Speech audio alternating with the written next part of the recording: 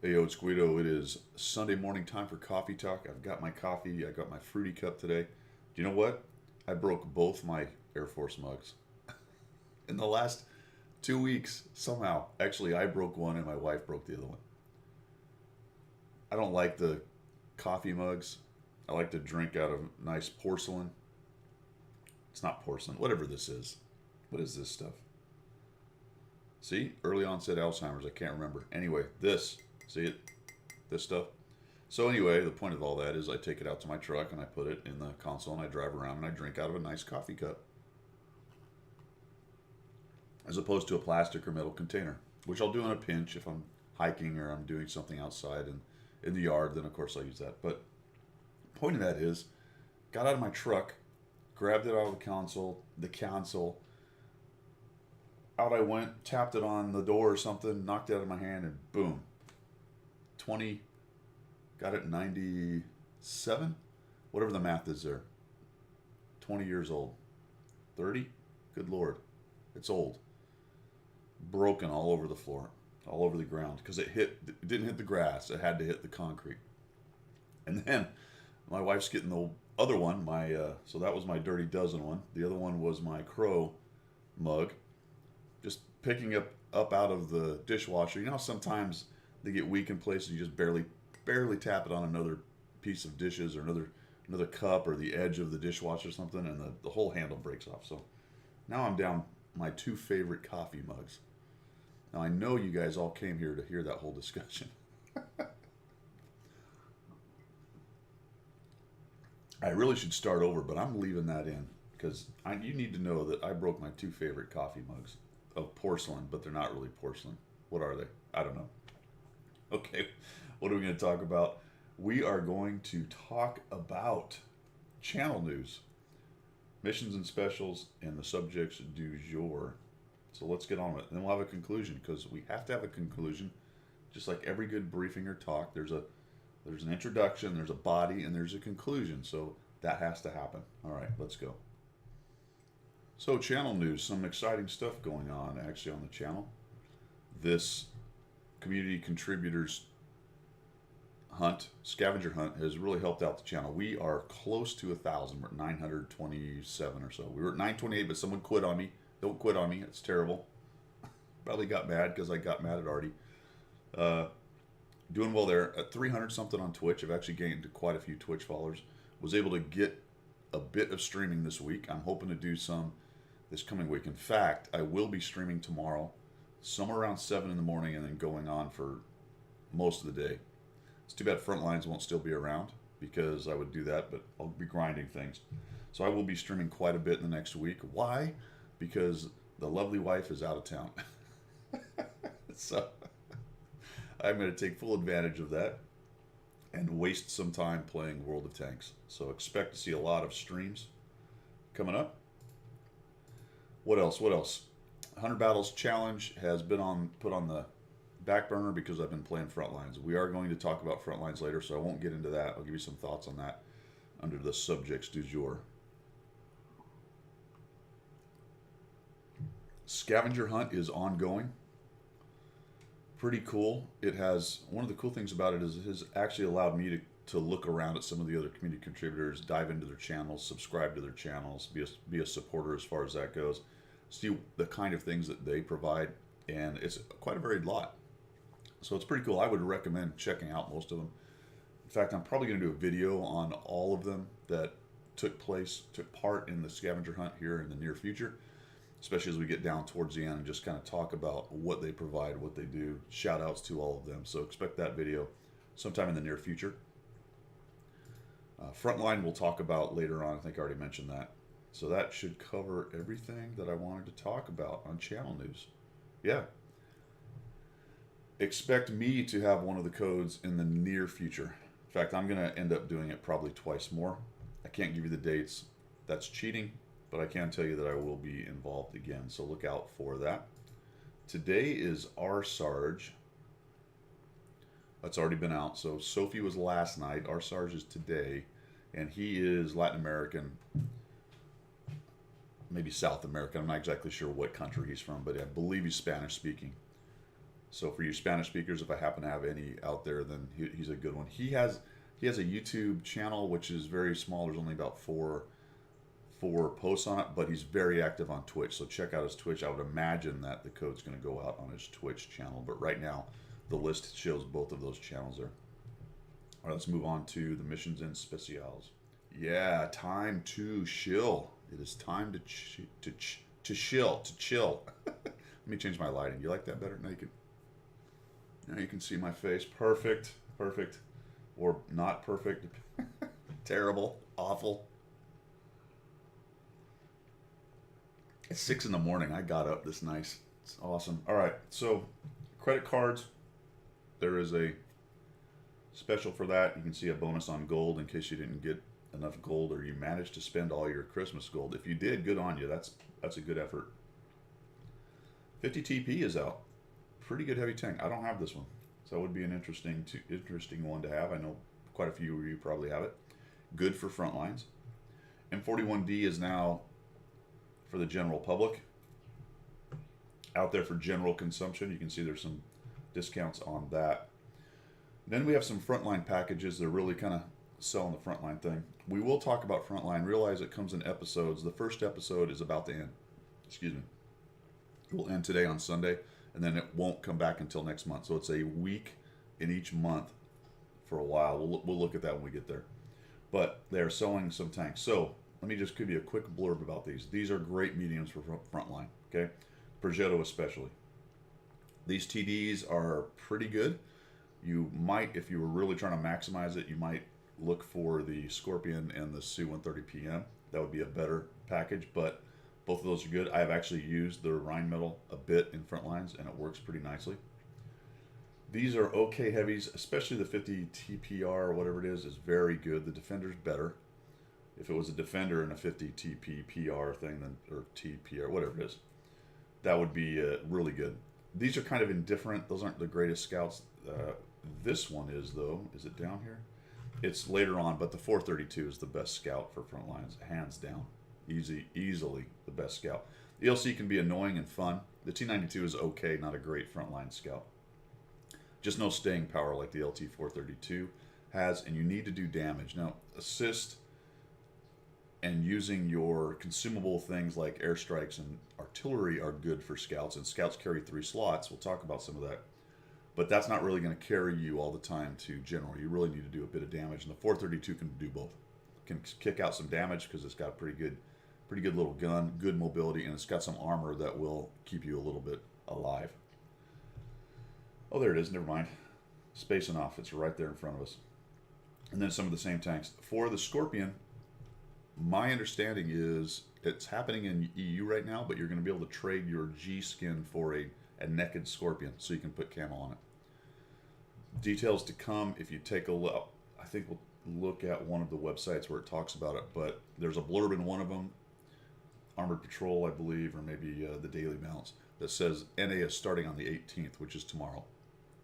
I don't see any verbiage, official verbiage about that, but maybe. I would suspect at some point in the future because EU got the deal. All right. I'd also mentioned you could buy the new Scorpion G if you wanted both at a 50% discount. I don't really know why you would do that, although I will say one thing. I have the Defender and the 252U because I got one, I think, in the Christmas thing, and the other one is something I bought years ago, or a year ago, or whatever. For front lines, that's kind of nice because if one of them dies, you put the other one in, and it's the same tank. You know what I'm saying? If it's a Defender situation, hey, I want to play the Defender, but I just died, well, then I just grab the 252U, and we're right in there. And I've got enough good Russian crews that it doesn't hurt me. All right, Marbrecker, the 131. We talked about the gold deal. No need to go there. The premium count, there's a discount on a 30 days. That's been there for a while. It says available for me. I assume other people have that showing as well. Nothing big going on there. Again, most people are flush with premium days because of Christmas. Okay, there's a Valentine's Day sale for this. T26E5, but it doesn't say when it goes away, actually. Interesting. Usually there's a thing here that says how many days, but there you go. Maybe it's just this weekend, don't know. And then we've got all the same things we talked about. There's the M41 in different war chests. At least we've got a little organization going on here. That's nice. The Marbreaker, that one's okay for front lines, but it's really slow. It's good with the armor as far as jumping on caps goes. So, or bullying yourself on defense onto the cap and resetting the cap, which is one way to get a lot of experience. We'll talk about that. Here's the 50 TP we talked about. Progetto, definitely good front lines. The Primo Victoria, the Centurion 5-1. Is there one other premium? Centurion? I thought there was one more. Anyway, those are great for front lines as mediums go. Very good. Hold down, good penetration, lots of ammo to shoot, decent mobility. Those are pretty good. And the rest of them we've talked about, it looks like. Yep. All right. So not much else going on with that. We won't worry about boosters. Don't buy those. You can't win enough of those. You can buy those. Buy them if you want. But for me, and I spend money. I still enjoy the game enough to do so. It's just not something I would recommend buying, even if you spend money. But hey, do what you want with your money. And these are all the same things here. Nothing else to add. Look at that glorious organization. All right, let's move on to the missions. All right, there is not a whole lot to talk about on missions. The tournament stuff is still there. The SB1 is now on track. Tank masteries are there as well. You got 2 of those, and then player tank class right, and that's it. There was a Avenger or whatever it was mission. That was really good. I hope you guys took advantage of that because it was easy if you had a Progetto. It was slightly harder if you had Italian tank, just regular Italian tanks, tech tree tanks. But it gave you huge chunks of experience. And I got up to the 100,000 experience that I dumped on my Hotchkiss. Or actually, I dumped it on the tier 8, whatever the tier 8, the next one is. And 100,000 experience, right? Boom. It's 190,000 experience tank to grind, and I got 100,000 in one battle, which that was an amazing deal. So hopefully you did that. Really not a whole lot else to talk about here. So let's move on to the subjects du jour. We're going to talk about wheeled tanks and frontline. All right, wheeled tanks. Where am I and where are we as a game with wheeled tanks? Well, wheeled tanks have been buried, the effective wheeled tanks have been buried in the noise of frontline a little bit, so it's hard to say, and it's only been a couple weeks since they've been out. That's quite a lot of changes and different things going on at once in the game, with frontlines coming out and wheeled tanks more or less right on top of each other. So we have to wait for the dust to settle. What have I done so far? I have finished with the Panhard AMD 178 Bravo. I have a review out on that. I got 61% win rate on that thing. I have finished with the Hotchkiss. That one is the one I got, I think, 50,000 experience on because of that Avenger mission. So I didn't take as long necessarily to grind it as I would normally. Remember, in this grind, I'm getting the vehicle, I'm upgrading all the modules, and then I'm grinding from a fully upgraded vehicle to the next vehicle. But because of the Avenger mission, I got to jump ahead quite a bit. I ended up with this in 57%, and it only took 46 battles. So to get another 50,000 would have been a considerable amount of battles. It was a good tank. I will have a review of it coming out pretty soon. And it had a very large amount of experience required. It was quite a bit. What was it? I'd have to look at it. Anyway, it was a lot. So these wheeled vehicles require a lot. The next one I'm on was 190 just to get to tier 9, which is quite a bit. So we'll go back here. So I'm right there on that one. And then the Lynx, I'm only at 33%. I've played it a bit in front lines, but I have a whole 3 games. So in regular. So hard to tell what's going on with that right now. Not much to say. A decent average XP, even for losing 2 of the 3. So anything at high 900s to 1,000 is pretty good for me, which is about where I need to be on those tanks. This one I quite enjoy. This one has the boost, and I keep saying boost. It has the fast mode and the maneuver mode. Boost is something they took out. That's the thing where you could essentially you were revving the engine, popping the clutch, and taking off very quickly, as opposed to getting up to speed. They took that out of the game. So unfortunately, I call the fast mode boost sometimes, so I apologize, but that's just one of those things I do. I have to deal with it. oh, looks like I actually leveled up this guy because I have played this quite a bit in Frontlines just for giggles. I've got some really great jumps. Frontlines has some wide open spaces and ability to get up to speed and has some really good jumps. I'll have to put a video together of some of those. So that's basically where I am on those. I'm enjoying them. Are they ruining the game? I don't necessarily think so, but I know that, and I've been reading it in the forum, paying attention to some comments from you guys, that the older set people, which is basically most of my subscribers, aren't too jazzed about them because they are hard to hit. They really are. And if your reflexes are a little low, or your computer's not great, or maybe there's a combo of those two things, they can be difficult to deal with. They're not impossible because I get wiped out in them all the time, going full speed and people hitting me from 300-400 yards away. But that's just nice aim and RNG and all those things being taken into account. So I do understand the concern from players that, hey, you know what, these things are speeding up the game. And it's not necessarily just that it's that tank, but the game overall has sped up in the last 2 years, 2 to 3 years. And I've talked about it before, but to a large extent, it's the people that they brought in. These first-person shooter developers have brought in some of the things from those kinds of games and sped it up. I believe trying to appeal a little bit more to a broader audience, to a younger audience, than just a bunch of old curmudgeons who like World War II games and tanks. So there is a plus and negative to that kind of thing. A larger audience is good, more players, more money coming into the company, more development of the game, all that good stuff. On the other hand, if you like the stately pace of the game and you're happy with where it was and you're an old curmudgeon, then sometimes change is hard and you don't really want that to happen. And I'm not saying we're all sitting around yelling, get off my lawn. It's just those are some of the factors that come into the meta changes and how a tank affects a game so much like a wheeled vehicle is going to do. And I think it's fair to say that they will affect the game considerably. Is it a sky is falling completely changed the game? No, but they have definitely changed the complexion of the games that they are in. And right now, especially at tier 6 and 7, where everybody's grinding initially, there's a lot of them. So what I have seen so far is it does open up the game quite a bit early game. I don't know how long this big scout scrum of wheeled vehicles and scouts mixing up is going to go on, because what I'm seeing is a lot of regular scout tanks loading FHE and just blapping the snot out of the wheeled vehicles. Wheeled vehicles, again, doing the same, because it turns out light tanks are light, so HE is going to affect them. But you get, especially on some of the open maps, you get this just raging scrum in the first couple minutes, and then all of a sudden most of the scouts are dead, and whoever survives can help their team. And that's what I've seen so far. Again, it's not, I don't feel like the game, like the sky is falling, or they must be removed, or my God, I'm quitting because of wheeled vehicles. I'm nowhere near that.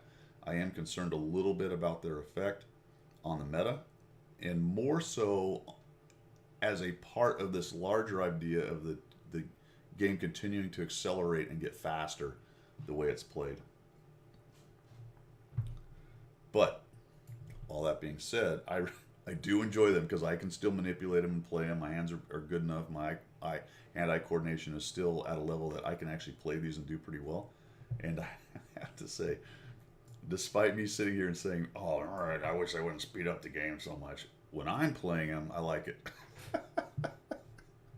Nobody else should play them, but I should play them because it's fun. Is that being honest enough? I mean, really, at the end of the day, that's what it is, isn't it? We want what we want. You don't need that. You don't need. I'll play these. You go. You play whatever. So look for the review of which one, this other guy, the Hotchkiss, could come out pretty soon. The Panhard AMD review is out. Take a look at that if you're interested in getting these things. And really reserve judgment for a little while longer, because we're going to need another month or so. Get rid of front lines for 3 or 4 weeks. Let these things sort of settle out a little bit and see where we are with it. I am interested in your comments down below, what you think of these. I know we've talked about them here and there in in the YouTube comments about how it's affecting the meta in the game. But I'm kind of curious now that we're getting a little bit more perspective. Not much, because we're still only a couple weeks out. But as we get more and more perspective on this, we'll have a better idea of what's going on with these things. All right, let's move on to Frontline. Okay, the big subject, Frontline. First episode, they call it, coming to an end today. You can see that I got to Prestige 1, Rank 10. I might play a little more today, so that may go up a little bit. It's Tier 8, right? So that is what a lot of people like about it. So let's just cover that real quick. What do people like about Frontlines? People like it's one tier. I don't particularly care about that. I actually like the 3-tier system. I'm a bit of a heretic, I guess, in that regard. I enjoy being the underdog. I also enjoy being the big stompy tank that crushes people. As long as there's a mix of that, I've talked about it before. I'm not too much on the bottom. I'm not too much on the top. I think that's a great mix. However, people like Frontlines because it's one tier, and I do enjoy that as well. It is nice to have a break of having the big stompy Tier 10 stomping your face in. You should be able to take on just about any tank. Now, what that does is, unfortunately, removes the noise of OP tanks at tier, meaning that there are very specific tanks that are very much better than other tanks at Tier 8. And when it's all Tier 8 fighting, then that becomes readily apparent. You're looking at one of them right there. Is it stupid OP? Everyone should be running it? No. But what do you see in Frontlines? A lot of Progettos, Defenders, LT-432s, Scorpions, and Su-130s.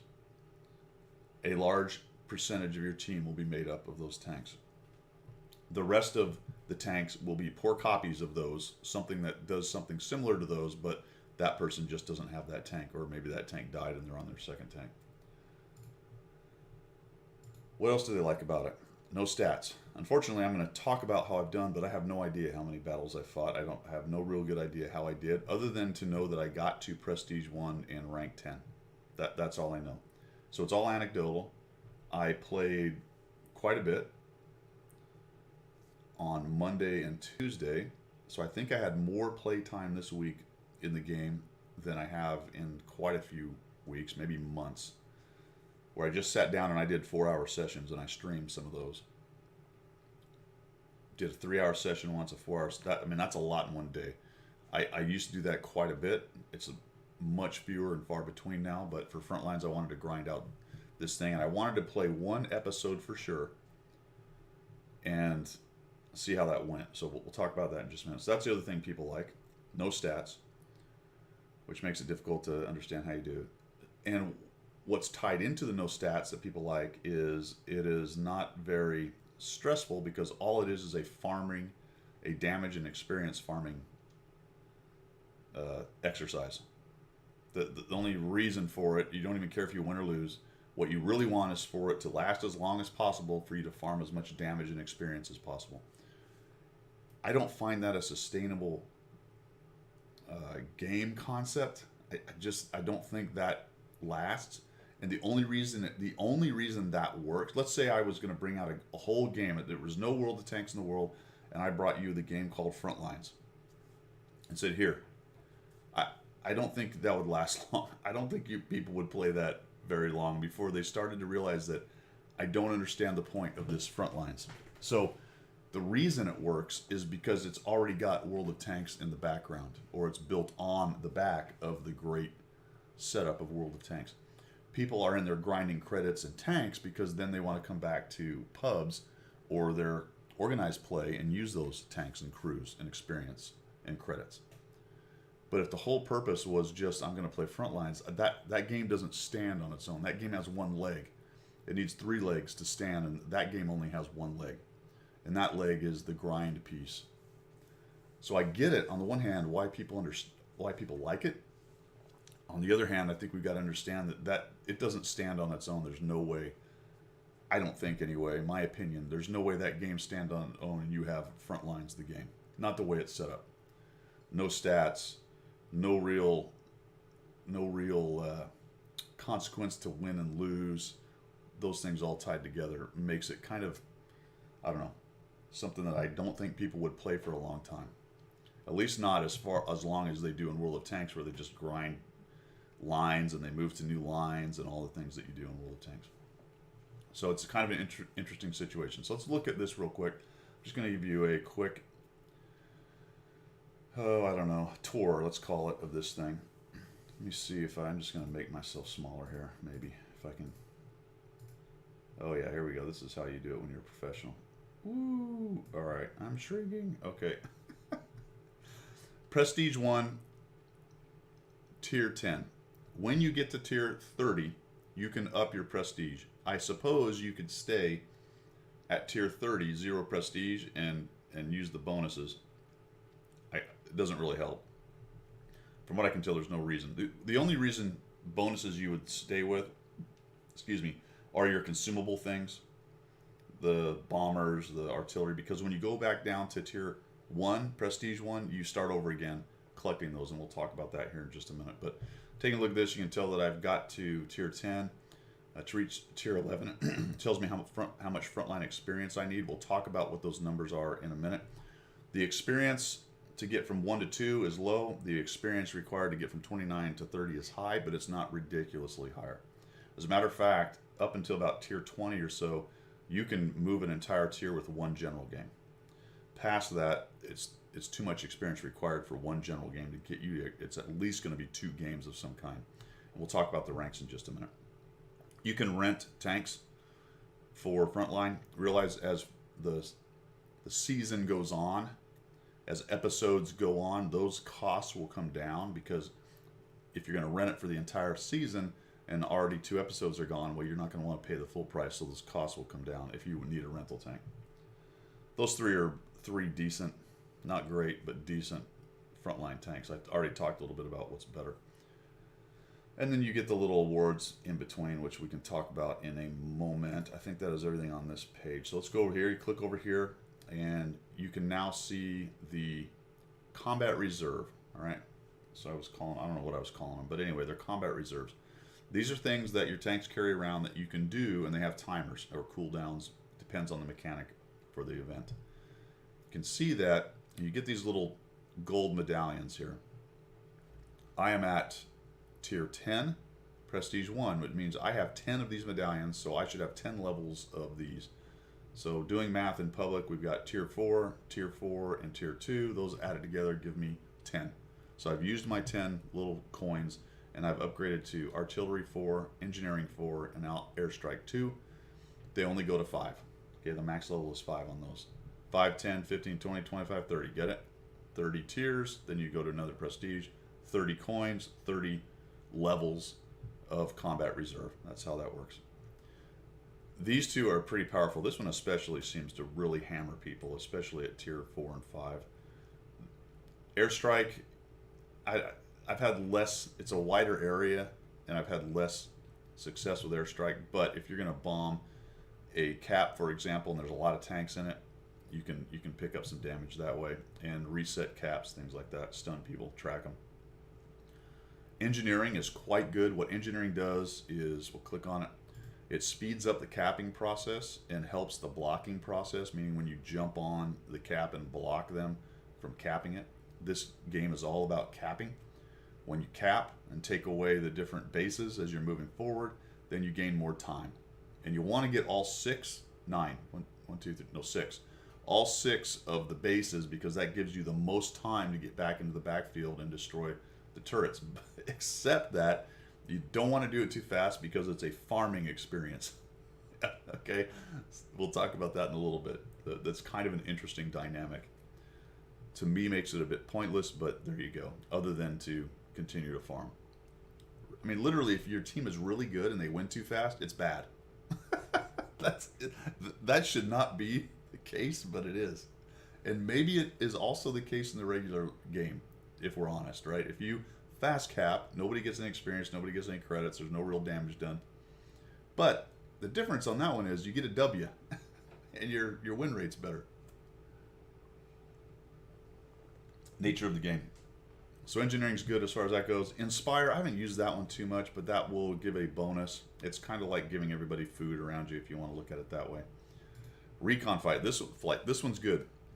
I spent a lot of the first few games on frontline going, dude, How am I spotted? That's BS. Well, it was a stupid recon flight. They're flying all over the place. They don't have to have a tank near you. You know, you can be way in the back, and if they just recon that back area. What that's good for is the TD camping spots. They're all bushed up. You fly the recon. It is the funniest thing. You fly the recon flight over there, and you just see the Su-130 PMs and Scorpions disintegrate and disappear. It's just 5 guns shoot them all at once, and they just... A lot of times they'll take a hit, or their sixth sense will go off, because often this is long-range shooting. So someone will recon flight these TD spots. They'll light up. Everyone's turret starts going towards them. They're aiming in, and about the time the sixth sense goes off, the first shots are coming, so you'll see them just starting to get away, and they're... It's great. You gotta love seeing campers evaporate. All right. But, you know, they're incentivized to it. They're on defense, so yeah, jump in a bush and slap people who can't see you. There you go. Smoke screen, very useful actually for 2 things. Number 1, advancing to the caps. Well, actually about 3 things. Advancing to the caps without taking hits from those described snipers I just talked about, because they're going to be waiting for people trying to cross the open the caps. Sitting on the caps and making it harder for you to be shot. So laying smoke screens on the caps, especially if you can drop 2 or 3 and time them so that they last longer. I've seen caps completely smoke screen for the entirety of the capping process. You jump just like regular. If you jump more than 1 on, it will cap faster. You put a couple guys with engineering on the cap, a couple 3 guys with engineering, drop some smoke screens. You're going to cap that out quickly. But of course, you got artillery strikes and airstrikes. You don't have to be really too accurate. Especially with the airstrikes, where you place it, you're probably going to hit somebody and reset.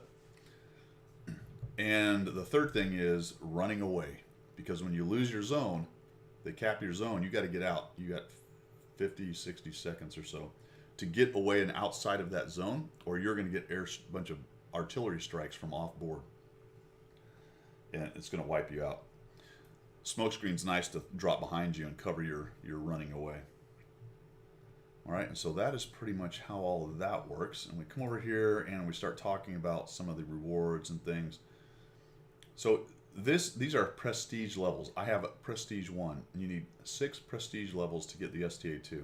You need 10 to get this. You need 12 to get the Emil 1951, which is a tier 8. And then a secret tier 9, you need 15.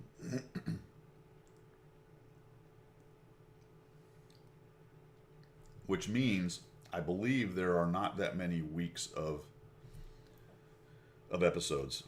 All right. Maybe we'll find out. I don't remember. I want to say maybe there's 10 episodes total, which means some of those episodes you're going to have to tier up twice to get to 15.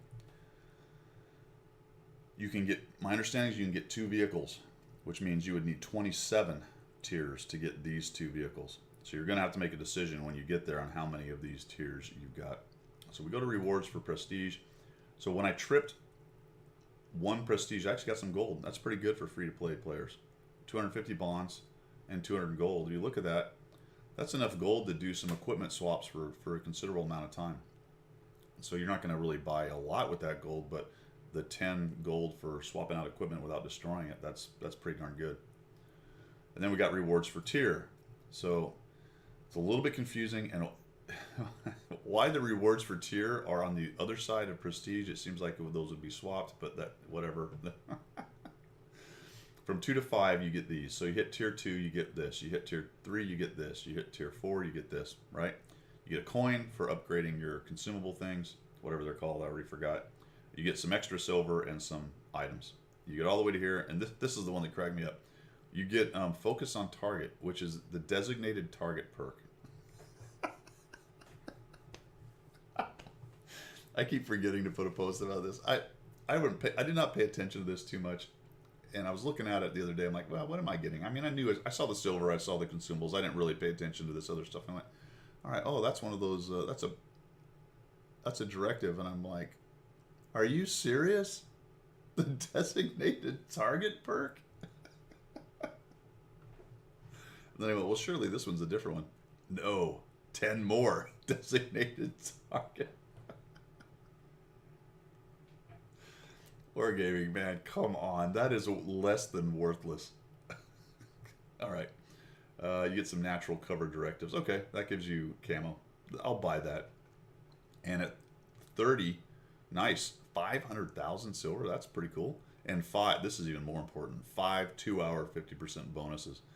That's a great reward right there. And then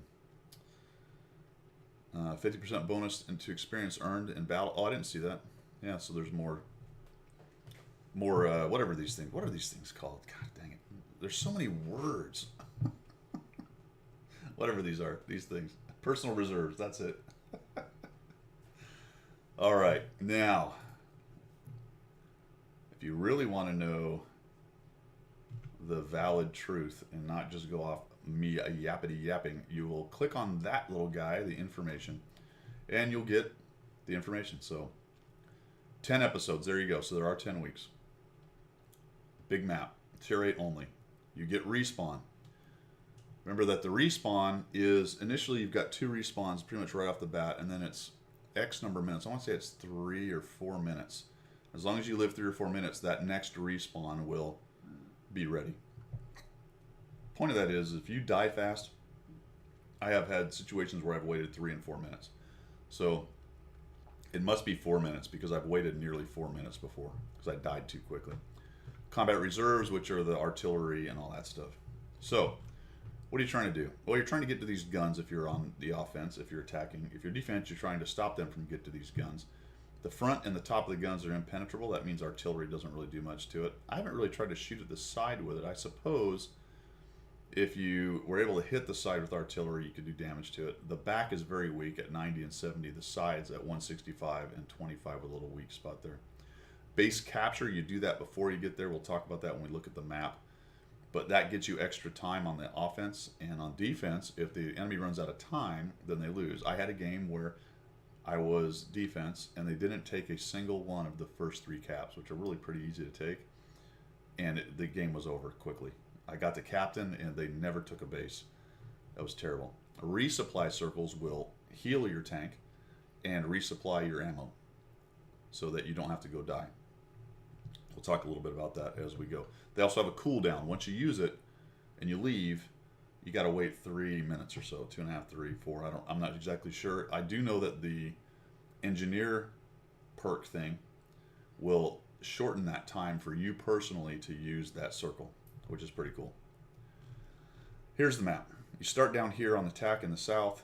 The defenders are right to the north of A, B, and C, and the attackers want to take A, B, and C, and the defenders want to kick them off A, B, and C. How do you get the best ranks? You get that by capping. That gets you a lot of points. And by defending caps, as in decapping. Going onto the cap, shooting guys, or shooting guys that are starting to cap. Those are the 2 best ways.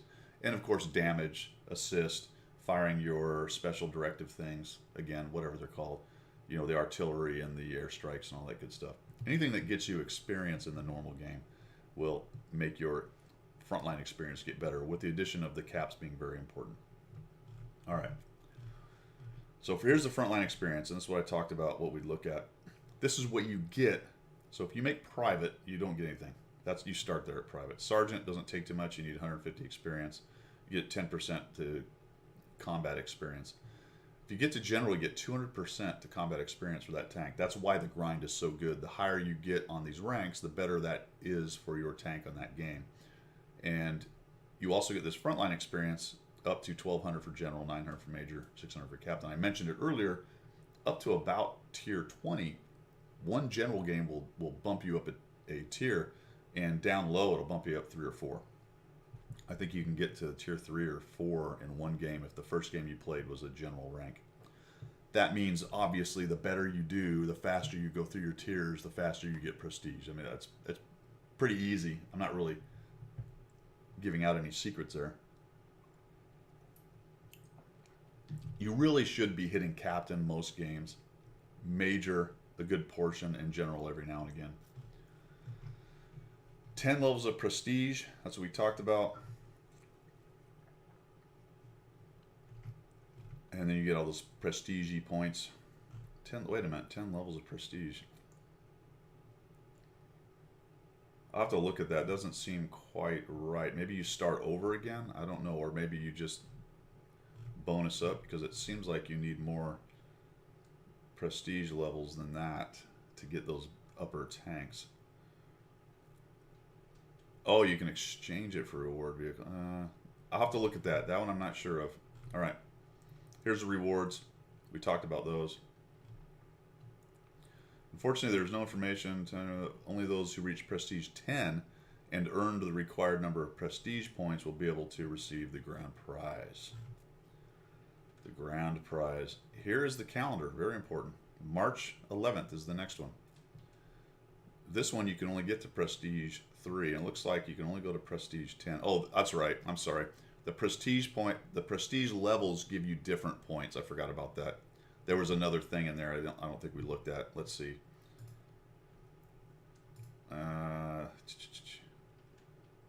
There it is. All right.